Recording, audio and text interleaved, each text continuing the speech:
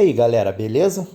Hoje o Curioso Mundo MV irá trazer um documentário dividido em 2 capítulos sobre a vida de Cleópatra. Essa mulher que encantou o imaginário das mulheres e dos homens por sua beleza e conquistas. Então deixe seu like, se inscreva e bora pro vídeo. Cleópatra nasceu em 69 a.C. em Alexandria, cidade esta fundada por Alexandre o Grande e localizada no delta do Nilo. Ela foi uma importante rainha do Egito Antigo e seu nome atravessou os tempos, fazendo com que Cleópatra se tornasse uma das personalidades mais conhecidas da história da humanidade. Ao longo de sua vida, ela se destacou como uma mulher estrategista, determinada, muito inteligente, de grande astúcia e possuidora de uma fortuna gigantesca. A governante egípcia fascinou muitas pessoas de sua época e até os dias de hoje continua encantando muita gente. Sua trajetória de vida é amplamente estudada e pesquisada e debatida. Muito do que sabemos a respeito desta notável e inquietante governante egípcia chegou até nós por meio das obras de historiadores como Diocácio, Plutarco, Tácito e Suetônio. Para se ter uma ideia de sua grandeza, alguns fatos interessantes para serem mencionados. A pedido do líder romano Júlio César, que foi amante de Cleópatra, foi construída uma estátua de ouro da rainha egípcia. Há registro de que este monumento foi visto e venerado até pelo menos o século II depois de Cristo. Além disso, um fato curioso é que ainda em vida, Cleópatra chegou a ser venerada como a verdadeira deusa, mais precisamente como a deusa Ísis, sendo que essa era uma das divindades mais importantes do Egito Antigo. A rainha também era identificada como Afrodite, deusa grega cujos atributos são semelhantes ao de Ísis. Cleópatra também possuía uma inteligência refinada, como um de seus principais traços no Palácio Real em que ela vivia, recebeu uma educação primorosa justamente com as outras crianças reais. Cleópatra era capaz de se comunicar com cerca de 7 ou 8 línguas, fato que certamente facilitava bastante seus acordos e estratagemas políticos. Ela foi, segundo consta, a primeira pessoa na família real ptolomaica a falar a língua egípcia com fluência, dispensando assim a necessidade de intérpretes, pois na corte real ptolomaica a língua que predominava era o grego. Além disso, a facilidade para línguas, ela também se destacou no estudo de filosofia e retórica. A governante egípcia também tinha notáveis conhecimentos de geometria aritmética e ela mesma era uma mulher especial e fascinante. Em relação a seus vastos conhecimentos, é preciso lembrar que Cleópatra vivia em Alexandria, que foi um verdadeiro polo cultural da antiguidade, e abrigava a tão conhecida Biblioteca de Alexandria, que possuía um grande acervo e continha uma enormidade de escritos, numa proporção que jamais havia sido feito antes. Essas circunstâncias locais certamente foram importantes e influentes para a formação cultural da governante egípcia, e suas proezas a levaram a ser amante de 2 dos mais célebres generais romanos, os famosos Júlio César e Marco Antônio. Com o passar do tempo, como muitas vezes ocorre com figuras históricas, muitas informações sobre a vida desta notável mulher foram deturpadas. Hoje em dia, seu nome é familiar para muitas pessoas, embora nem sempre essa pessoa tenha conhecimento de que ela realmente foi. As representações físicas da figura da rainha geralmente consistem em um dos tantos pontos distorcidos em relação a ela.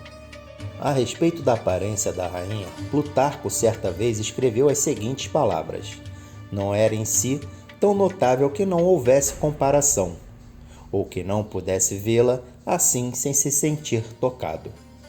Os romanos, em seu registro, nunca dedicaram grandes elogios à beleza de Cleópatra. Podemos ter uma pequena ideia de como ela era fisicamente através de uma série de moedas que foram feitas e que circulavam na época em que Cleópatra viveu. Esses objetos eram as fontes mais confiáveis para imaginarmos como era a sua aparência. Há também alguns bustos que foram esculpidos ao longo do tempo que aparentemente representam a rainha. Ao vermos as moedas, notamos que o nariz e o queixo eram tanto protuberantes, o que, aliás, levou o filósofo Pascal a certa vez escrever que, se o nariz de Cleópatra fosse menor, toda a face do mundo teria sido diferente. Tais evidências nos levam a concluir que Cleópatra não era exatamente uma Elizabeth Taylor, como os filmes de Hollywood nos tentou fazer acreditar. Mas uma coisa é certa, seus feitos, o seu jeito de ser, definitivamente superaram qualquer representação hollywoodiana e a partir de agora veremos o porquê. Cleópatra pertencia à dinastia ptolomaica, que manteve o poder sobre o Egito durante 3 longos séculos. Os governos ptolomaicos foram marcados por muitos casamentos e assassinatos entre os membros da própria família. Essa imponente dinastia começou a dar seus primeiros passos após o falecimento do poderoso Alexandre o Grande, o rei da Macedônia. Pois com a sua morte, o império que ele havia formado através de suas conquistas foi dividido entre seus generais. Dentre esses homens encontrava-se um dos ancestrais de Cleópatra, chamado Ptolomeu Sóter, que começou a governar a partir da cidade de Alexandria, onde deu início à dinastia dos Ptolomeus. Alexandria se tornaria a capital do Egito e viria a se tornar inigualável centro cultural no mundo antigo. É importante salientar que a Cleópatra a que nos referimos é conhecida como a Cleópatra a Sétima, pois 6 outras Cleópatras a antecederam em sua linhagem familiar. Em Alexandria, a rainha vivia no palácio muito luxuoso, cheio de riquezas e com ornamentos belíssimos. O local era enorme, possuindo mais de 100 quartos e com uma paisagem externa vistosa na qual se encontravam jardins deslumbrantes que eram decorados com belíssimas estátuas e fontes. O local chegou a ser o mais luxuoso palácio de todo o Mediterrâneo. E foi neste ambiente que Cleópatra, filha de Ptolomeu II, cresceu. Ela possui 2 irmãs, que se chamavam Berenice e Arcione, e 2 irmãos chamados Ptolomeu XIII e Ptolomeu XIV. Quando a mãe de Cleópatra morreu, sua irmã Berenice tomou o poder, mas seu período como governante foi curto e a jovem acabou sendo morta pelo próprio pai. É importante lembrar que a linhagem dos Ptolomeus, assim como os macedônios, teve como uma de suas principais características uma sucessão de assassinatos. Aliás, mais tarde, Arcione, irmã de Cleópatra, foi exilada por Júlio César e, posteriormente, executada por Marco Antônio, tudo a mando da própria irmã Cleópatra. E o destino de seu irmão Ptolomeu XIV não foi diferente. Cleópatra começou a governar o Egito aos 17 anos depois do falecimento de seu pai, e conforme a tradição que visava manter o poder dentro da família, ela se casou com seu irmão Ptolomeu XIII, que neste período tinha apenas 13 anos. Passado algum tempo, desde que Cleópatra se tornou a rainha do Egito, seu irmão e marido Ptolomeu começou a se interessar em governar o país sozinho. Influenciado por seus conselheiros, o jovem faraó passou a tramar contra sua irmã, tentando assim esvaziar seu poder. Percebendo as movimentações políticas de seu marido e seus comparsas, Cleópatra passa a fazer demonstrações de suas habilidades estratégicas. Ela passa a reforçar seus laços de amizade com os romanos, que poderiam se tornar aliados importantes no caso de uma guerra civil no Egito. Seu principal aliado seria o general Pompeu, líder de uma das mais tradicionais famílias romanas. Tais manobras diplomáticas fizeram com que Cleópatra fosse acusada de traição por estar tramando contra o seu irmão. Neste período, aos seus 21 anos, a jovem governante precisou abandonar Alexandria e se exilou na Síria. Neste local, ela se instalou e passou a montar um exército para combater o seu irmão. Ptolomeu e seus conselheiros estavam prestes a mandar um gigantesco exército egípcio contra as tropas dela na Síria. Seu exército mal havia partido quando se depararam com a notícia inesperada de que Pompeu, que rivalizava com o grande Júlio César, estava a caminho das terras egípcias e esperava ser bem recebido pelo faraó, já que ele foi um grande amigo de seu pai. Pompeu o Grande, que era um general muito capacitado e habilidoso e que ao longo de sua vida conquistou inúmeras nações, tanto no continente africano quanto na Ásia e na Europa, fugia para o Egito após uma derrota desastrosa na Grécia contra o seu inimigo Júlio César. Um conflito dividiu o Império Romano entre Júlio César e Pompeu. Tal conflito ficou conhecido como a Guerra Civil Cesariana. Ao ficarem sabendo que Pompeu pretendia desembarcar no país, surgiu uma questão que preocupava os egípcios. Ajudar o velho conhecido como ele era um risco, pois poderia soar a uma espécie de declaração de guerra a Júlio César, que comandava uma máquina de guerra muito poderosa. Além disso, Ptolomeu e seus partidários estavam convictos de que Pompeu poderia, de alguma forma, ajudar a Cleópatra a retomar seu espaço na realeza. E esse era um problema que precisava ser evitado. Mas, por outro lado, Pompeu sempre havia sido amigo e pai do casal que governava o Egito. E, portanto, se não o ajudasse, ele poderia romper laços com o país, o que poderia tornar o Egito um inimigo de Roma. Os conselheiros do faraó refletiram muito sobre o assunto, pois era uma decisão muito delicada. Teódoto, um dos conselheiros de Ptolomeu, proferiu a seguinte expressão: "Os mortos não mordem." A decisão estava tomada. A ideia era se livrar de Pompeu e se aliar a Júlio César. Ao desembarcar no Egito, Pompeu sentia que seria recebido pelos egípcios.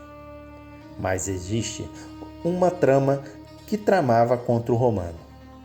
E pouco depois do general colocar os pés no Egito, logo o assassinaram de maneira brutal e sangrenta, arrancando sua cabeça. Júlio César, alguns dias depois do acontecido, chegou em Alexandria para procurar seu oponente. Os egípcios mostraram a cabeça de Pompeu e Júlio César ficou horrorizado com tamanha barbaridade.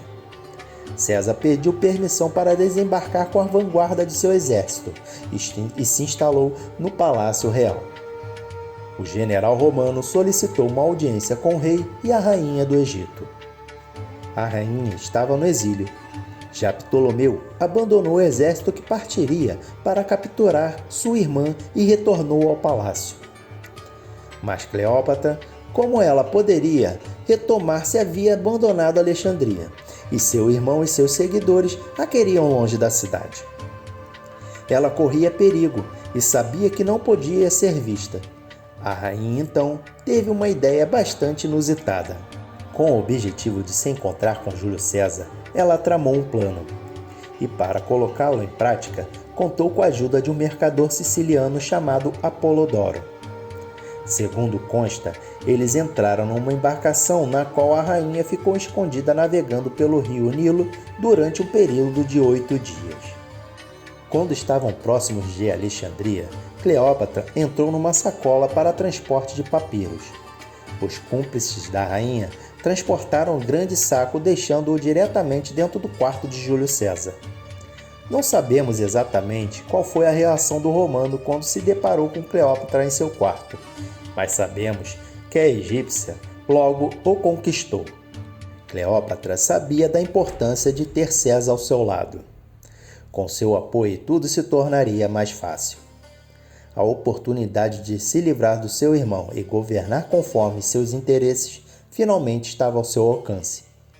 Devido ao assassinato de Pompeu, Júlio César tinha uma péssima impressão de Ptolomeu, e Cleópatra conseguiu usar a morte de seu antigo aliado a seu favor.